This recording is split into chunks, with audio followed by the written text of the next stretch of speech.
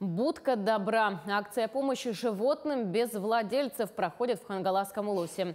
В рамках данной акции учреждения и предприятия района передают приюту в городе Покровске будки для установки в открытых вольерах. Сейчас температура воздуха за окном экстремально низкая, и собакам, содержащимся в вольерах на улице, приходится непросто. Но дополнительное укрытие в виде будки с подстилкой из сена поможет им справиться с морозами. На сегодняшний день приюту передано 6 будок. Первыми участниками акции стали ветеринарное управление Улуса и предприниматели поселка Максоголох. Вместе они пожертвовали 4 будки.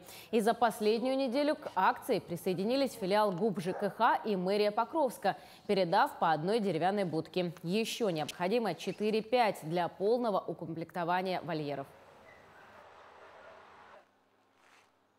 Сделали будку, отправили, чтобы бездомные собаки жили в тепле.